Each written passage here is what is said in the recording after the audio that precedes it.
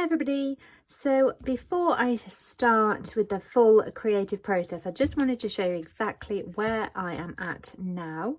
I have decided not to create foundation pages as such, which I do for my December daily and my October daily when I am planning on documenting every day through the month. Sometimes I will create some foundation pages, which sometimes I don't actually use that year, which I put back into my stash. I have got an example somewhere in here of a foundation there. So this is a foundation page that I created actually in 2022.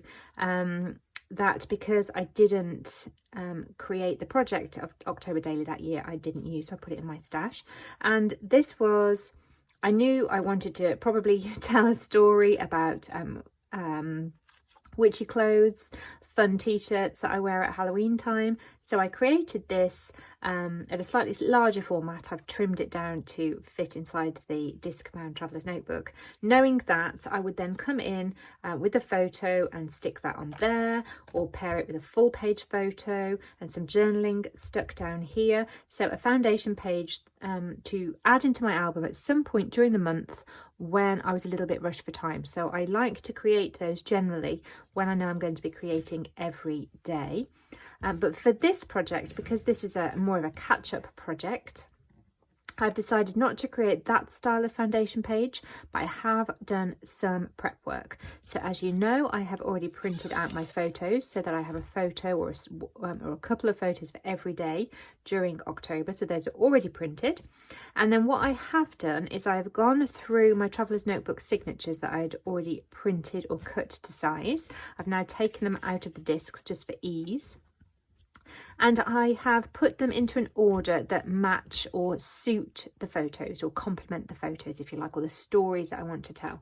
So if I show you a few examples. So for example, day 1 in October, our little cat Fred, who had been missing for 3 or 4 days, possibly longer, returned home, which was so wonderful. So, yeah, longer than that. I think it was about a week. He returned home. He'd obviously found his way into somebody else's house somehow, because he came back cleaner than when he left. He's an outdoor boy. He loves being dirty, rolling around in the dirt. Came back smelling of shampoo, that kind of thing. So with the papers that I had already cut and punched, one of them was this black cat motif from Tracy Reed Designs. And so straight away, I quite simply decided, yes, that's going to be day 1 and the story of Fred. This will be potentially 2 photos on there like that. I might do a flip up. I might do a little pocket that I pull these out of and they're back to back. I'm not sure yet, but I know that that is my paper. So I will work with this icon and this color scheme when I get to that page. This is for the photo of the for the story about the filters, which I still have to print yet. So I'll skip that one. Day 3 was the heron in the tree. And so I didn't want anything that was Halloween-y themed for this one. I have this gorgeous autumnal wood grain from Tracy Reed Designs again. And I think I will make sure I list all of my products, my printable ones anyway, so I know you can kind of get them and still print them.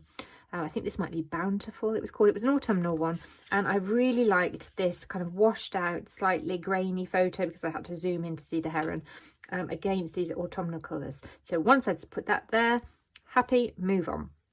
Day 4 is my mum's birthday, and I wanted something that would coordinate nicely with this. I actually had a different paper there at first. So what I have here now are 31 Traveller's Notebook signatures, because I am committing to only 1 side per day.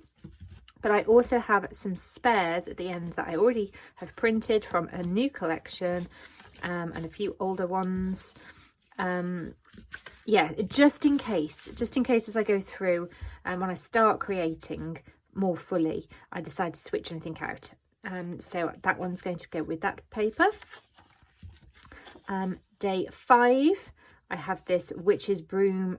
So this is not a printable, as you'll see. This was, I think, a Prima paper for a few years ago, and a photo of my feet at work, as I was working a very different job then, and the story behind this photo and the whole story of my work position in 2022 is a big story.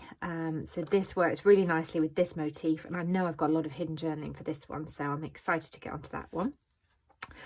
Day 6, I have a little witchy t-shirt here, so I'm probably just going to layer this one up. So it's not the best witchy t-shirt, but that's fine. This is a photo from that year, so I'm probably just going to layer that up there, a little bit of a journaling spot maybe here, and the number, and then that one's good. So that's why foundation pages are great.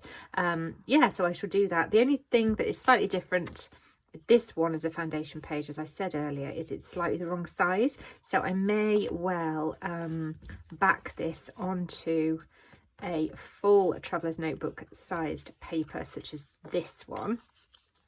So I have a pop of colour around the border. So you'll just see that.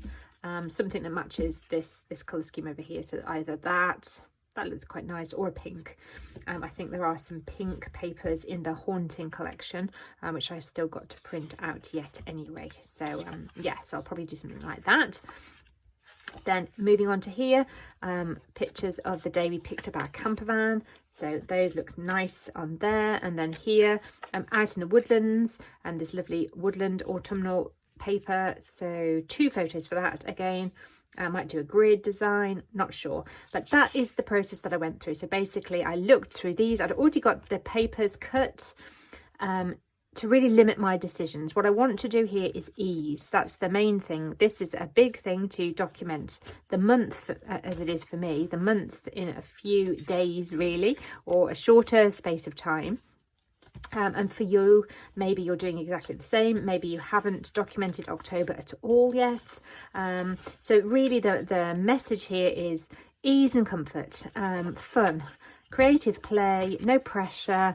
Maybe this isn't going to be your typical style. It might be a little bit more minimal, that kind of thing. But really the main thing is to get these stories told, get them into an album, however it is you have decided to do them. Remember, you could even think to do them as a project life where you're just doing a card. You know, maybe the idea of a mini book is really overwhelming to you, but you really do want to get those stories told. Change the format. If the format feels overwhelming, it feels too much, switch the format out to something that feels really easeful for you. And as I said, that could just be a page protector, a 12 by 12 page protectors for project life, particularly the ones where you have the 6 by 4 pockets at the top rows and the bottom row, and then you have the 4 3 by 4 pockets, and you could just do that. Each one of those, so there's 1 2 3 4, there's 8, could be 8 stories on one side. So you don't need a lot of those page protectors, you don't need a lot of product to get your stories told. So the main thing here, I think, is getting the stories told through the month, whether you decide to do it daily, so you're telling 31 stories, or whether you just want to tell the stories that you have collated, that you have in your memory, in your journal, in your photo archive. Maybe that's only 24 and you don't want to pad out to make it up to 31. Absolutely great. Just tell the stories that you've got. But I can guarantee from looking through these photos and remembering these stories from 2022 that I'm going to document, there will be some in there that are really precious, that you are likely to regret if you don't get them down and get them done while they're fresh in your memory. For example, this one, I'm sure I'm going to have to look back through my journals to find out how long Fred was gone for, but I can still recall the emotions that we felt when he was gone, and how the joy and the gratitude we felt when he came back. So those are the stories that I want to document. Okay, so that's a little look at foundation pages for this project, and then really what is left for me to do is to begin the creative play of putting this together. Now, I'm not going to film every single process, every single spread, every single page for this as a process video, because potentially you might get bored watching that, but I am going to put quite a few together with bringing you along for the journey. Some I'll talk through with a voiceover, and some, if they're really simple, I might put them speed them up even more and put them together with some music in the background so that you can see a good portion of these pages coming together. And then I'll make sure at the end to do a flip through of the completed book, or as far as I get through this class. Yeah, so that's the next stage, is to start the really fun part of putting all of this together using these pages as my foundation pages and bringing in some really simple supplies, limiting my choices so that this is a nice, easy, fun thing to do, and I'm really looking forward to it. Yeah, I'm really looking forward to it. So that's it for this little portion of the video, and then you'll see me in the next one where I start cutting and sticking and playing with pretty paper. So see you then.